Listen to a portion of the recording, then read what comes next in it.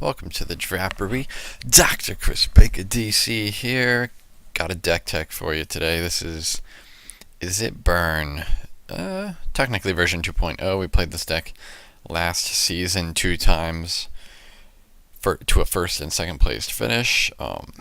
Just a blue-red control deck that I was hoping to prey upon the Izzet Prowess decks, which only have like 12 creatures plus 4 Clutch of Currents. So if you don't run any creatures main deck, they only have 12 creatures, and if all of your removal spells like kill all the creatures pretty easily, it's pretty hard to die. And then you just need a plan against Whirlwind Adept, and the matchup's pretty easy from what I found. So this deck is very similar to the one that I ran in the previous season, except for a few key things. So same type of mana base, all the dual lands and the fetch lands to power out our Treasure Cruise, which is our lone delve spell, and we don't have any graveyard recursion, so that's good.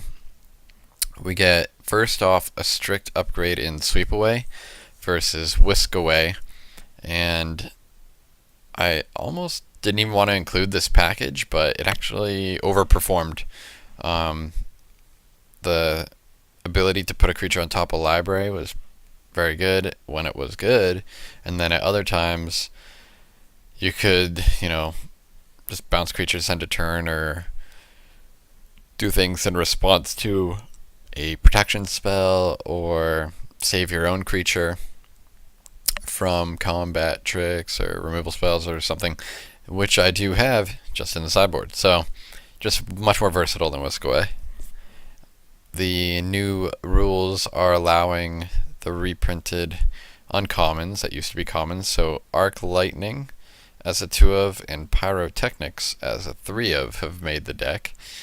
I'm still not exactly sure which cards are better and against which things necessarily.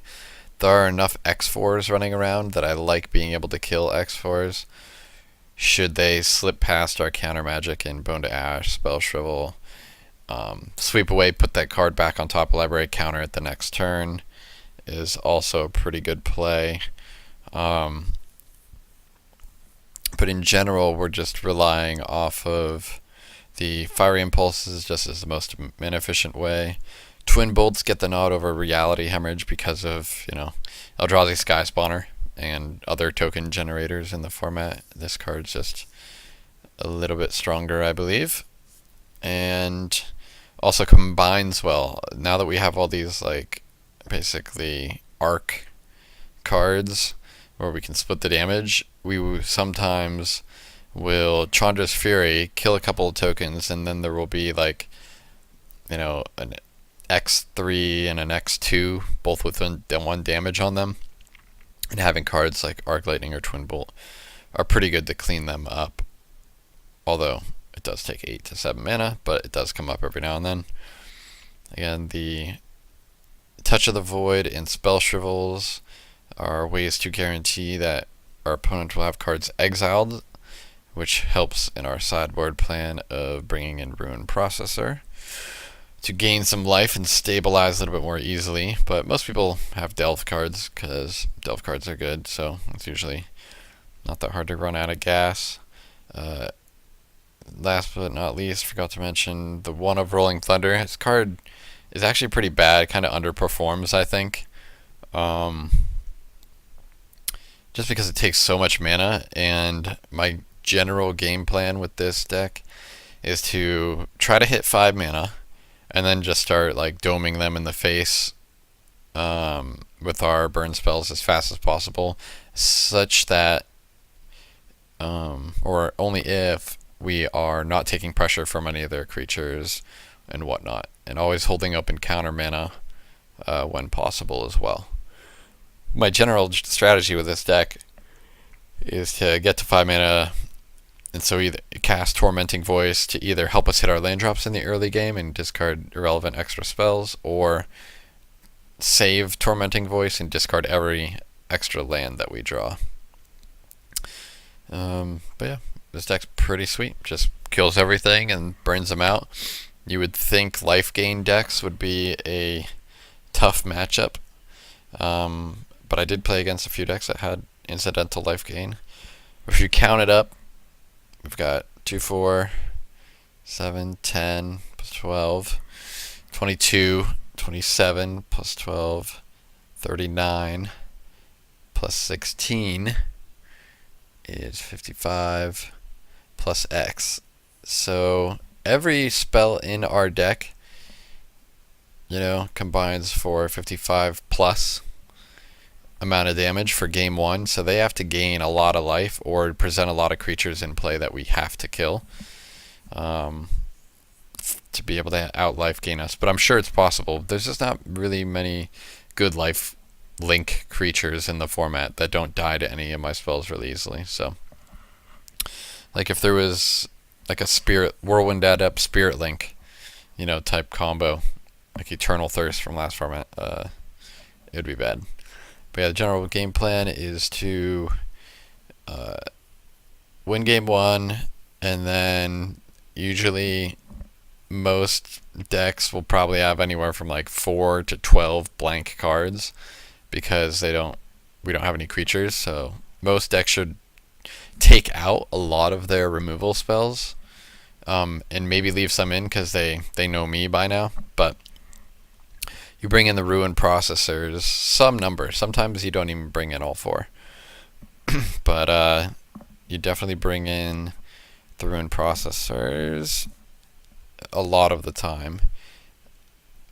And the one Valakut Invoker, this card kind of underperformed too. It's a little easy to kill, but I figured just a little roadblock creature, or like a way to, like if you're playing against a really grindy deck or something and you get to a point where 8 mana but you have no gas, this card could at least potentially end the game. I've got Claustrophobia for big creatures that evade our burn spells, so maybe they're playing a deck with like just full of like Hooting Mandrills, Gurmag Anglers, their own Ruin Processors. Maybe they're playing a support deck and all their creatures are just growing bigger and bigger and bigger. It's pretty bad against Feat of Resistance, but we can tax Feat of Resistance enough and also counter it. So we have a counterspell package of 2 negate, 1 dispel. Chose the dispel, but I normally haven't just gone for 3 negate because I think this deck is a little mana hungry and really would like the mana efficiency when you're bringing in this spell, or when you're bringing in negate, dispel should be good too. And then the 4 full amount Disdainful Strokes. This is more important than negate, I think, because it functions as a way to counter 4-drop creatures like Vulturous, Aven, and Student of Ojutai. Cards that can just be a problem. It counters Treasure Cruise just like negate. Counters Ojutai summons just like negate would. But the most important reason is mainly because of Whirlwind Adept. Since there's no real way for us to interact with that card once it resolves other than blocking it, we would, I guess, if they don't have any spells or they're tapped out, we could play 2 Chandra's Furies. I guess that would do it too. Might be reasonable to include 1 Boiling Earth in the sideboard as well, so you don't have to play 10 mana's worth of cards, but you only need to play 7. And another backup plan.